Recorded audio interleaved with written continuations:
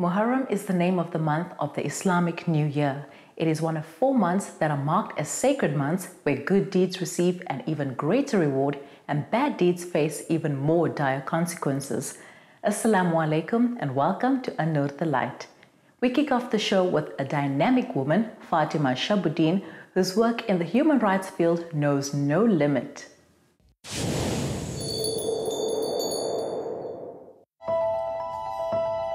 Fatima Shabodien's life has been dedicated to activism.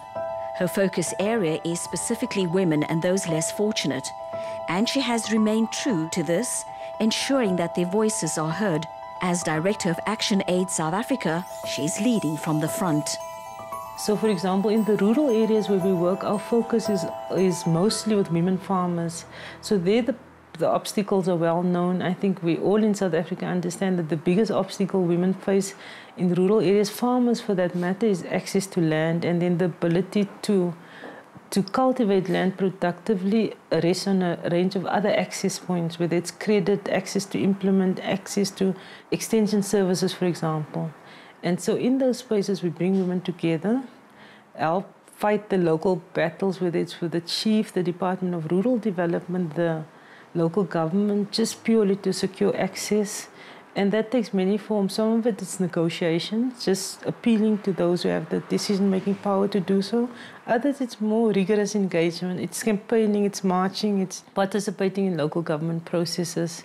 So there's a lot of work that's about campaigning. And then, of course, there's lots of laws in our country written for people, intended for us, but we often don't know what those laws are. We don't know what our entitlements are. And when we do, we're not sure where to go to demand those rights. Her job is an extension of her passion, and one of her biggest perks is that she gets to work with young people. I grew up on the Cape Flats, so at some point I too was a young woman in an urban space, and I know the range of obstacles we face. Young women have very little avenues for support, and in my own life there was a range of factors that came together that made it possible for me to get to university, to travel, to have broader opportunities than what my background would have otherwise permitted, and I'm committed to creating the same space for young women. I'm worried about our community because there's visible evidence that these things are shifting, and there's growing pressure on women to conform in some way, and that makes me sad. Although Fatima is not a runner, she saw an opportunity to highlight issues close to her heart by entering the Two Oceans Marathon. This speaks to the character of her as a person because she wants to serve humanity in every way possible. The Two Oceans Marathon is a very popular marathon. It is known as the most beautiful marathon in the world because if you run the full marathon, you get to see both oceans on both sides of the peninsula. But more than that, the two oceans symbolizes transformation. If you look at the history of the two oceans, when it started off, it was a small group of only white men who ran this race. If you go to the starting line now, it's a diversity of faces, of classes, anybody runs. Running is also working class sporting engagement, and just more than half of the runners are women. For me as a feminist, that's significant. And so I think it's wonderful. It shows what South Africa is capable of. And Cape Town is my hometown, so it's close to my heart, but I also think Cape Town has big problems. We know if you live in Cape Town, you know how polarized it is, how untransformed it is. So I do think in that way the race also symbolizes possibilities, especially in the context of Cape Town. The journey, however, has not been without its challenges. She was very active in student politics, and this led to her failing grade 11. Although she wanted to give up, her elder sister convinced her to try again, and she's not looked back since. Family is Fatima's strongest pillar of support, and she's grateful for having them around. I come from a family where my parents had very limited primary school education. But that activism and that getting involved in organizations and joining reading groups, it broadened my horizons and made me think of other possibilities in life that I wouldn't otherwise have stumbled upon. So because of the activism, being elected to SRC, being involved in Wexco Call of Islam, I didn't really focus on my schoolwork. I wasn't particularly bright. I didn't think of myself as a very bright young person. And I didn't do well. In fact, I failed standard 9. I didn't want to return to school. I remember my teacher had to convince me, just finish matric, you can still be an activist. But I did go back to school and I don't regret it. I eventually matriculated and made my way to UWC. I did my first degree, which I consider to be very important foundational knowledge in my life. And I've done subsequent degrees in other countries, but my UWC degree is my most important educational experience. Even though Fatima has achieved so much already, she just cannot sit still. Her belief that there's still so much to do is grounded in her desire to see everyone treated with dignity and respect. South Africa's women activists are world-renowned, and Fatima Shabodien has joined that long list of people who want to see a better life for all. It's simply wonderful how our sisters contribute to this beautiful country we call home. Talking of which, joining me once again is Sister Narriman Richards. Assalamu alaikum, Narriman. Wa alaikum salam, Mariam. Shukran for joining us, and let's kick off with this week's topic. Muharram, New Year, New You. Is there such a thing? Yeah, well, look, Mariam, I think that New Year, New You sounds as if we're going to take this magic wand and wave it across us, and from one year to the next we're going to become a different person. So I'd rather say not New Year, New You, but a better version of you, which is what we should be striving to do every day, because we should always be evolving into better versions of ourselves. We should be seeking ways to become better individuals, and not only in Muharram, right throughout the year. So I think that concept, it sounds quite magical, but I don't think it's a realistic one. Why do we feel the need to change ourselves when a new year begins? Probably because it's a concept that we've learned from the West. When New Year comes in, people have resolutions. They're going to be doing this in the new year, losing weight, starting a new exercise regime, finding a new job. Some of us make resolutions to make really big life-changing changes in our life. But 6 weeks into the new year, we find ourselves still stuck in the same patterns, stuck at the same job. That 5 kilos is still sitting around your waist. So I think the concept of changing ourselves at New Year, it really comes from the West, and shouldn't be something we should be striving for necessarily. We should be wanting to improve ourselves all the time. So how can we evolve into better versions of ourselves every day as opposed to just Muharram? I think that to start with being conscious of the fact that we came here with purpose, and to reflect on that every day, and to reflect on how to do better for ourselves firstly, and for the rest of humanity. And one of the ways that I think is a good way to do it, to be conscious, is to be grateful. It's a small thing, but if we start our day opening our eyes and being grateful for still being here, and we end our day being grateful for even one thing. I like to do a gratitude journal at the end of the day and write down 3 things that I'm grateful for today. Sometimes it's a small thing. Sometimes it's just being able to have coffee with a good friend that day. Sometimes it's a big thing. Sometimes it's hearing that you just got a promotion. But if you consciously decide that today I'm going to write down 3 things, it makes you aware. And in some way it changes who you are. Gratitude has such a huge effect on our psychology that it changes who we are every day. Jazakallah, Sister Narriman, for that enlightening information. Shukran, Mariam, for having me once again. And there you have it. We can be good, do better, and be the best of ourselves by just paying attention to the smallest details. Let's go see what the Muslim farmers in KZN are up to.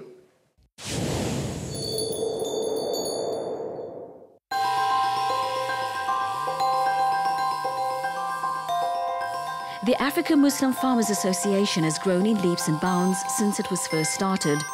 It boasts members from all walks of the farming community and is actively involved in offering support and education to the many Muslims who are taking to commercial farming. AMFA is African Muslim Farmers Association. It was established a few years ago with the desire to unify Muslim farmers. In so doing, share resources and knowledge and information, and thereby reduce and lighten the burden, create success, unification, brotherhood, and from that efficiency, sustain and fund charity. Anyone that's interested in agriculture and unification and working together and thereby lightening the burden and sharing resources, information, and education, of course, to create efficiency, decrease costs, and thereby release funding through efficiency for sustainable charity. Our farmers are all the way up Africa, Zambia, Australia, the Caribbean, and we hope soon globally even. AMFA, as it's better known, has stepped in to help the Muslim farmer grow through workshops and product demonstrations. They hold regular gatherings where members get to interact with the old and new farmers and share their knowledge amongst each other. Benefits of being an AMFA member is we work in a Telegram platform. We share the latest information, we share resources, and we support each other. There is the other element that works strongly with this sort of thing is veiligheid. We are part of veiligheid in these and other areas, so we like to assist each other with, amongst other things, the cattle theft matter, violence on farms. And we hope with this and the increasing of efficiency and productivity that we together also increase the value of our farms. But we want also to attract the youth to farming and agriculture as a lifestyle, and for them to see the religion in the day-to-day act of life and farming. Members of AMFA come from different professions. Some are doctors, business owners, as well as entrepreneurs, but they all share a common goal, which is to enter a world that was once off limits to them.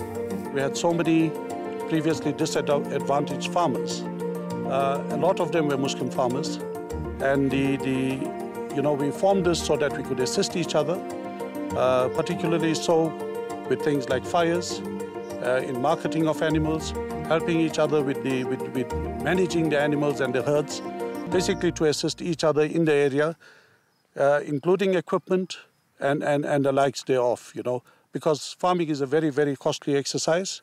And, we thought that by getting together, we would really assist each other without incurring huge costs. I intend producing good quality heifers. We hope to be producing quality animals which we will sell then to other farmers. But, for that we need to step up our game. While the organization mainly focuses on unifying and encouraging Muslim farmers, it has made funds available for a bursary program to encourage young people to look at agriculture as a career. Through AMFA, I met Dr. Ahmed, seen how diverse his farming was, and decided to come and do my one-year compulsory practicals or internship for my studies. I got involved in farming because I seen it that everyone needs food. At the end of the day, it comes down to having a meal on your plate, and not everyone is able to have a farm or a veggie patch or something in their backyard to grow their own produce. In farming, we could help such people, and the other aspect would be a spiritual aspect to farming. We rely totally on Allah subhanahu wa ta'ala and His mercy and blessings which He sends down to us. So in thus doing, we become closer to Him, and this improves our deen. AMFA's major base and support rest in northern KwaZulu-Natal, but there are encouraging Muslims across the country as well as the continent to get involved. The possibilities in agriculture are endless, and as new markets open globally, the need for halal products keep growing. Who would have thought that you would find Muslims becoming successful commercial farmers in South Africa? Amazing. We're off to Brits in the Northwest Province to check out what we can get up to. There are many places in South Africa where we can observe as well as interact with wild animals, but some stand out more than others. One of the oldest and most important of these can be found in the Northwest Province. The An Nur Cheetah Centre is one of the oldest cheetah centres in the country. It was started in 1971 by the amazing lady Anne van Dyk. And it's in the De Wild area here near Hartbeespoort Dam, and initially started to breed cheetahs as in the 70s they were starting to disappear. And unfortunately we've seen that many other animals have also needed our help through the years. So Anne also started breeding wild dogs and assisting with vultures as well. And we've actually been able to release wild dogs back into the wild that were bred here, as well as start research on how we can release captive-born cheetahs back into the wild too. Groups of people arrive daily to learn more about the pioneering work being done by the centre and to see the animals in action. One of its premier attractions is the Cheetah Run, something that has to be experienced firsthand. Visiting the centre, apart from the amazing experience, by coming out on tour, you're supporting our centre, and we are a non-profit organisation. So we rely very heavily on support of public, and of course these guys need a lot of assistance sometimes with medical care and things like that. Shaka over here, for example, is 14 years old, so that's quite a lot older than what our cats get in the wild. And you can also then, when you come out to the centre, get a lot of information that you can share with other people, your friends and family, and help spread the word of conservation. We've just learned now that cheetahs they're experiencing numbers of less than 7,000 throughout the world. So they are far more endangered than what we realised. So it is important for us to get the conservation message out there. For those brave enough, there's also a daily game drive where you can get to see the cheetahs being fed right in front of your eyes. A visit here helps with our understanding of these fascinating creatures and assists the centre to continue doing great work in conservation. Finding halal food is very high on the list of the Muslim traveller, and luckily for them there is a gem of a place in small-town Brits. Their best-kept secret is the butter chicken that has locals coming back for more. Butter chicken is a classical dish that originated in Delhi. It is chicken cooked in a rich, creamy sauce. I like to pre-marinate the chicken, preferably overnight, so that all the spices can pull through. The cooking time would be about 45 minutes. The cafe may be small, but its delicious food has become really well known. Zainab's dad suggested for her to open up the business, and he has encouraged her every step of the way. Initially, I had a workshop, and there was a different business in this shop here. And when they moved out, the thought came to my mind that, let me open something for my daughter. And one of the things that came to mind was a takeaway, because in Brits, halal takeaways are scarcity. And the ones we have, not everybody's ready to go there. There's controversy and reluctance of places like KFC and McDonald's, so I said, let's give it a go and see what happens. Zainab's hands-on approach is also part of her success, and she remains committed to making every dish as best she can. Stop by next time you're in Brits.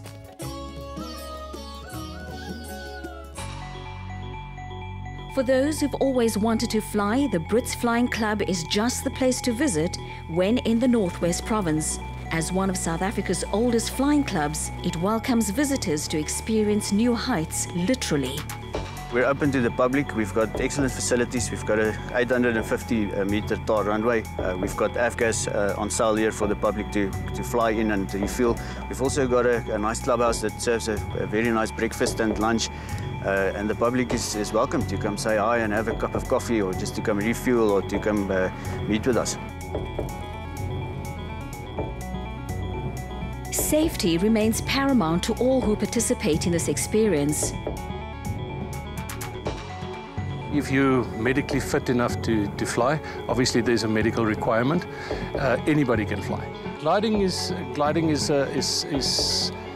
absolute art. It's a skill.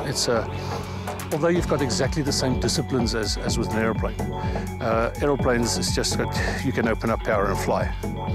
But it's safer. It's much safer than any motorized sport of any sort. It's a challenge between you and yourself. It's a challenge between you and nature.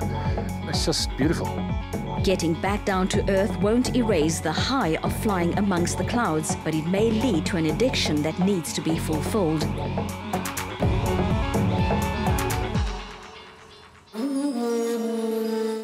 That's it from me for this week. Remember, you can catch us on YouTube as well for any past episodes.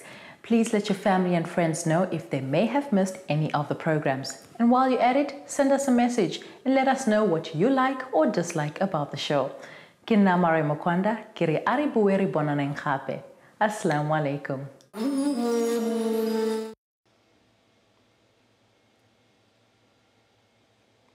Darkness fell upon Medina tonight. People cried, for God had given his beloved messenger a choice. For so long he had struggled, now he had won the hearts of the best believers, a generation so strong. That moment he drew back the curtain and he gazed upon those he loved the most, and he smiled, and he smiled. His face was shining like the moon. There was nothing more beautiful than the light he brought to this world. Looking back now over 23 years, his message changed the world. People living lost in the wilderness, darkness overall. He came to revive the dead hearts he awoke.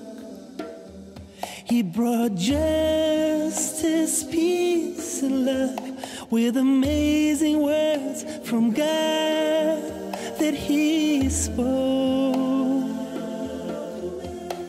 He drew back the curtain and he gazed upon those he loved the most, and he smiled, and he smiled, for he knew that they'd come so far, did so